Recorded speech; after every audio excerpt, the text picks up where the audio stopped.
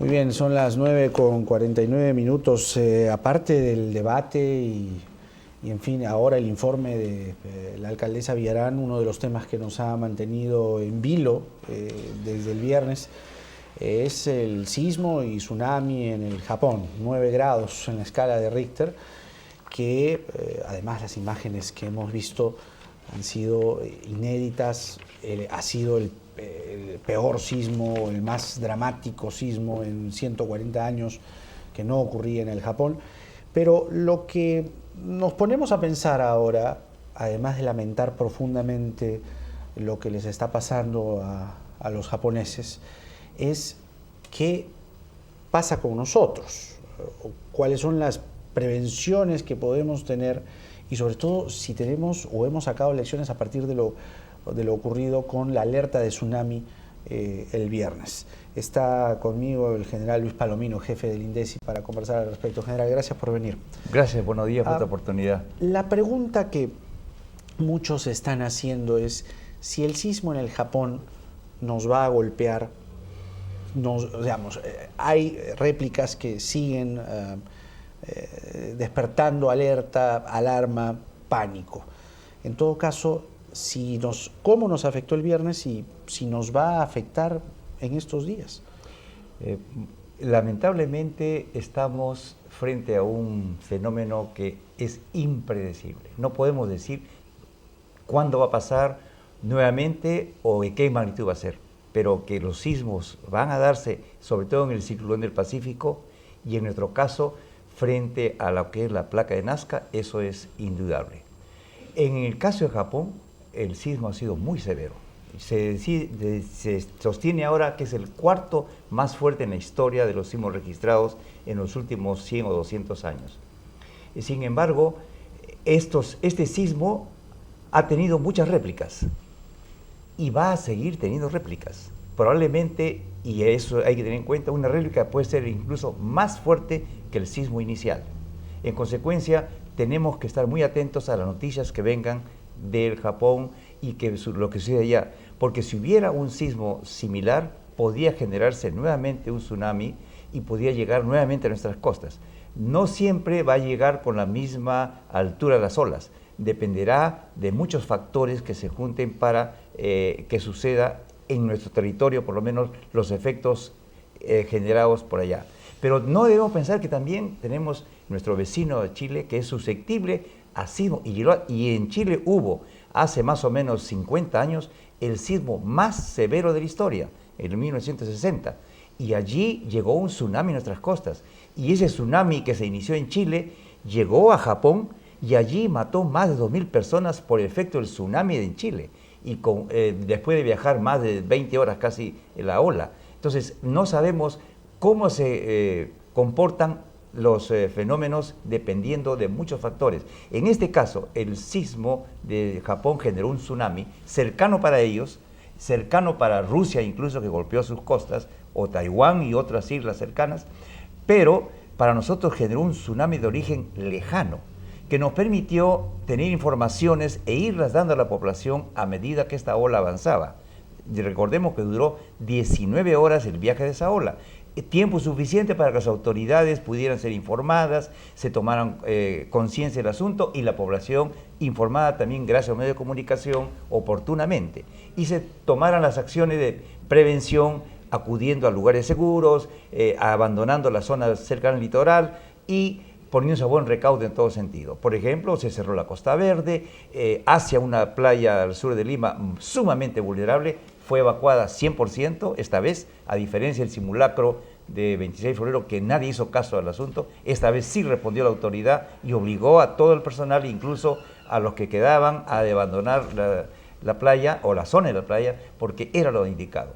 Pero a lo que voy es que tenemos que estar preparados para cualquier circunstancia y es normal que en el futuro exista la posibilidad de un sismo. Lo que no sabemos es cuándo y no sabemos en qué magnitud. Frente a la costa central del país hay lo que se denomina un silencio sísmico prolongado. El último sismo fuerte que tuvimos frente al Callao ha sido más o menos el año 74, el 3 de octubre del 74 recuerdo. El anterior fue en 1940, también muy fuerte, que golpeó sobre todo la zona de Chorrillos y gran parte del Callao sufrió el efecto. El RIMAC, incluso hasta el RIMAC llegó. Sin embargo, no sabemos si ese silencio sísmico va a despertar un momento dado. ¿Cuándo? Eso no podemos decirlo, pero debemos estar preparados. Ahora, del viernes a hoy, básicamente viernes y sábado, ¿cuál es el balance que Defensa Civil ha hecho del comportamiento del ciudadano frente a la alerta de tsunami?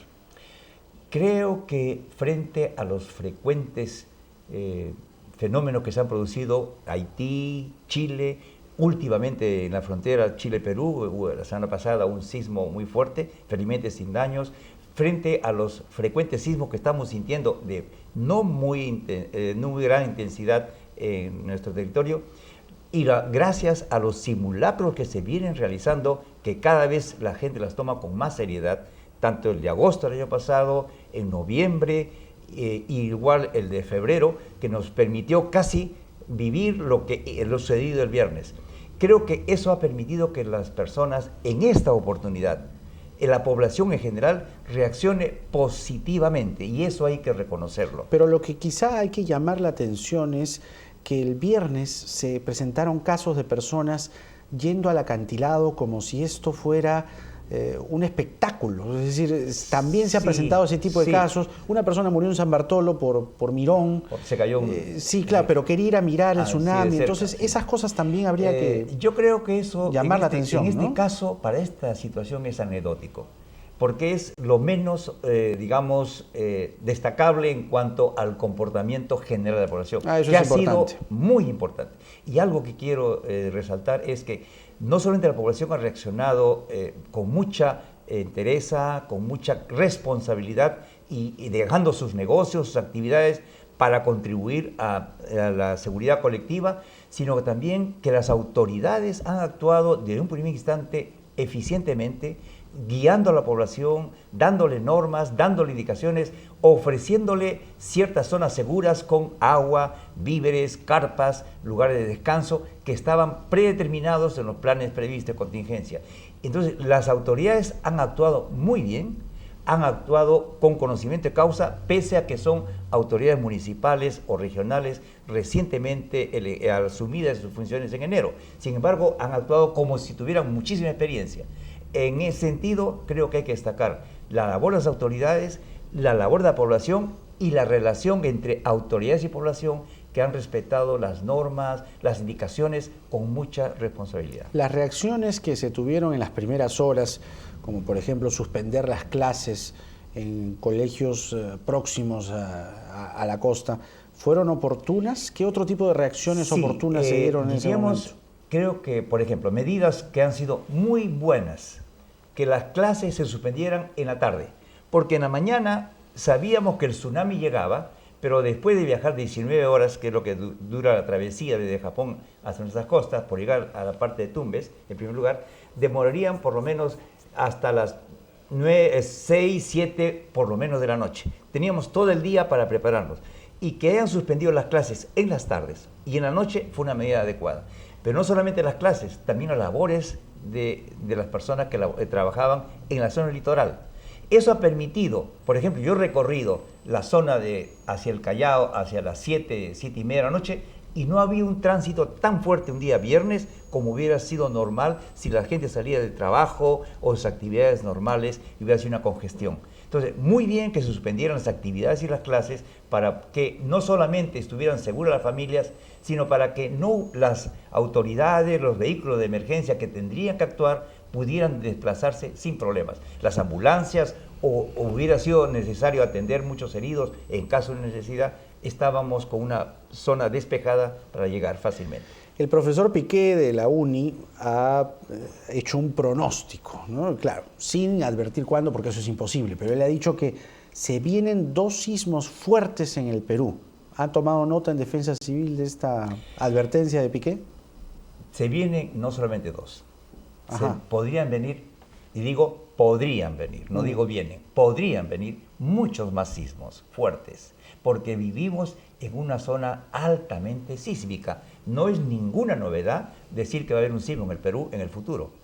Nadie puede pronosticar cuándo va a ser ni de qué magnitud, pero todo el mundo sabe, y los que conocemos algo de esto podemos decir que sí va a haber un sismo en cualquier momento, pero debemos estar preparados para ello. ¿Por qué? Porque estamos no solamente en el Círculo de Fuego del Pacífico, sino frente a la placa de Nazca y somos susceptibles de ello. Fíjese, este video general es nuevo, se acaba de publicar en internet, es grabado por un aficionado en un aeropuerto en Japón, está con el celular en la mano y fíjese cómo de un momento a otro, claro, empieza el movimiento y de un momento a otro el tsunami llega. Empieza a barrer con el estacionamiento en pleno aeropuerto. Fíjese. Ya está. Sí. ¿Cuánto tardó el inicio del sismo al tsunami? Fíjese, nada. Esto es justamente porque el epicentro ha sido muy cercano a la costa, en el mar, pero muy cercano a la costa. Y esto es lo que se denomina un tsunami para el Japón de origen cercano. En nuestro caso, un tsunami de esta naturaleza llegaría en 10 a 15 minutos frente a nuestras costas. Es decir, primero el sismo. El sismo y en 10 o 15 minutos ya está llegando comienza la ola. El maremoto. Llegando a la primera ola. Y no es una ola. Fíjese que en Talara han llegado hasta 12 olas consecutivas. En Tumbes han llegado 6 olas.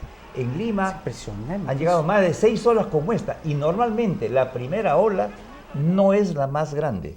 Es la tercera o la cuarta. En el caso de Talara ha sido la sexta ola la que ha sido más fuerte. Y en el caso de Lima, por ejemplo, la Costa Verde no fue invadida por la primera ola, que fue de 20 centímetros. Ha sido por la quinta o sexta ola que llegó en la madrugada de 1,45 m. Y llegó hasta el acantilado de la Costa Verde. Esto ha sido en la madrugada. En la madrugada del sábado, ya al amanecer el sábado. Entonces, yo creo que en este caso la recomendación es, si es un tsunami de origen lejano, como el que hemos visto ahora, que sucedió el año pasado con el de Chile, que hubo un tsunami de origen lejano en Chile, para nosotros, y entonces tuvo tiempo de alertar y las autoridades llegan a tomar conocimiento, gracias a la policía, a hidrografía que hace seguimiento, pueden dictar normas para que la gente se comporte bien. Pero, ¿qué sucede si fuera un tsunami, como en este caso para los japoneses, de origen cercano? El tiempo va a ser de 10 a 15 segundos. No hay tiempo para que las instituciones puedan llegar oportunamente a través de los medios de comunicación con las alertas o con las alarmas convenientes. Si uno está en zona litoral y siente un sismo muy fuerte que no le permita, es la medida que uno puede tomar, dar un paso porque caería o no tiene el equilibrio, no debe esperar ninguna alarma. No debe esperar que le digan si el sismo fue en tierra o fue en el mar.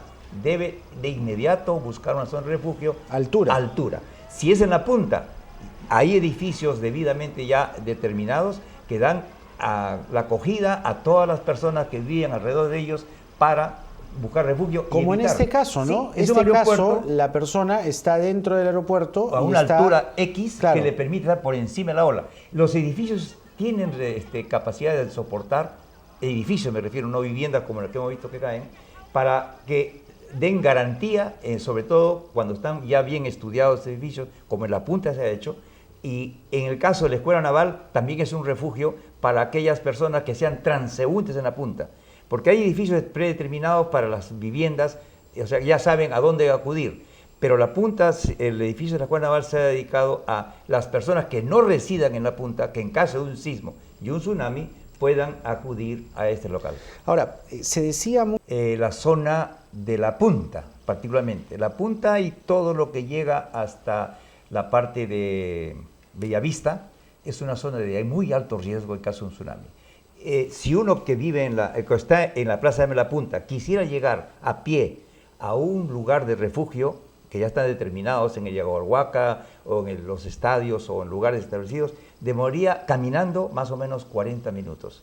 No llega. La ola lo encuentra caminando. Claro. En ese caso, la evacuación vertical es importante, por eso, en la punta. Edificios que le permitan tener la seguridad de que la ola no lo va a arrastrar, van a ver pasar una, dos o más olas hasta que las autoridades dictaminen que ya pasó la alarma o ya pasó el peligro y pueden entonces recién evacuar a pie a los lugares preestablecidos. Pero veamos la Costa Verde. La Costa Verde sería, si bien el Farallón es una defensa de los distritos ribereños, sin embargo es una trampa para aquellos que estén en la playa. Claro. Si fuera en verano, como ahora, y estuvieran las personas bañándose o distrayéndose, o en los lugares públicos, restaurantes o locales que existen ahí, quedarían atrapados entre la playa y el Farallón. Felizmente ya algunos distritos están construyendo escaleras y zonas de escape que permitan llegar por lo menos a una altura de 15 a 20 metros que le daría cierta garantía a las personas que en la playa para llegar, sin pensar en salir con sus carros en caso de un tsunami cercano, porque no va a haber tiempo y la congestión va a ser tal que va a encontrar el agua a las personas en sus vehículos, igualmente lo va a afectar. Pero más al sur tenemos la zona de los pantanos de Villa. Es una zona altamente de riesgo, muy alto. Por la calidad del suelo. Porque no hay ninguna defensa. Pensemos, la bahía de Lima termina en el Morro Solar por el sur, pero más allá del Morro Solar ya hay una playa muy extendida hacia el sur. Y el pantano de Villa es una de las zonas que vulnerables. Estamos en coordinación con los residentes de allí para ejecutar más simulacros o más planes de evacuación y coordinación con el distrito de Chorrillos, el alcalde, pero me preocupa también playas hacia el sur. Unas con defensa, San Bartolo, Punta Negra tienen cierta defensa y cierta altura cercanas, pero pensemos en Asia. Asia es una playa sumamente extendida y hacia tierra adentro es también muy suave la pendiente. Sí. Y el agua llegaría incluso, si es un tsunami muy fuerte, muy grave, de cercano hasta la Panamericana. Y por eso es que esta vez, a diferencia del simulacro de febrero, que nadie lo respetó en Asia, ahora, en este caso real, sí se cumplió la evacuación de las personas y las instalaciones. Incluso había un concierto, una actividad ya prevista, se suspendió por razones del tsunami y creo que ha sido un acierto, porque la congestión que hubiera producido este fenómeno, el concierto no hubiera sido dado en buenas condiciones, la gente no lo hubiera disfrutado como debe hacerlo cuando no hay ningún peligro. Usted como experto en el tema de defensa civil, la tierra, cuando la tierra sufre este tipo de movimientos, ¿son hechos aislados o es que las placas en general tienden a moverse en conjunto, con lo cual uno puede pensar, oiga, la tierra se está moviendo, entonces tenemos que estar preparados porque puede ser que aquí en el Perú pase una cosa como la de Japón? Vamos a hablar de la placa de Nazca. La placa de Nazca comprende desde el norte de Colombia hasta el sur de Chile, una sola masa que permanentemente se está introduciendo dentro de la placa continental. Permanentemente se estima que hay un movimiento de 8 centímetros por año. O sea, es un movimiento permanente. Las placas tectónicas se están moviendo siempre, en todos lados. Pero en nuestro caso, la placa de Nazca, 8 centímetros por año.